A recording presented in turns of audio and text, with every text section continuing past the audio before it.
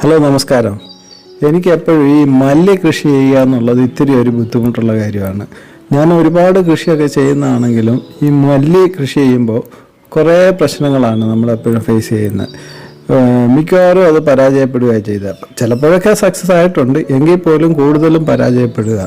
അതിന് ബദലാണ് ഇപ്പോൾ ഈ ആഫ്രിക്കൻ മല്ലി എന്ന് പറയുന്ന സാധനം.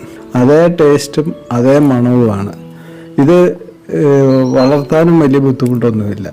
ഇപ്പോൾ ദാണ്ട് ഇത് 3 രീതിയിൽ ചെയ്യും. നമ്മളൊരു തൈ നട്ട് കഴിഞ്ഞാൽ അതിൻ്റെ അടിയിൽ നിന്ന് വേറെ കുറേ കിളിച്ചു വരും, തൈകൾ കിളിച്ചു വരും. പിന്നെ അതിലെ പൂ ഉണ്ടായിട്ട് അതിൻ്റെ അകത്തുനിന്ന് വിത്ത് വീണിട്ടും തൈകളുണ്ടാകാറുണ്ട്. പിന്നെ നമ്മൾ ഈ മുറിച്ചിട്ടേക്കുന്ന പോലുള്ള ഇത് നട്ടാലും കിളിച്ചു വരും. പിന്നെ നമുക്ക് മല്ലിയുടെ അതേ ടേസ്റ്റാണ് ഈ ഇലയ്ക്ക് കിട്ടുന്നത്.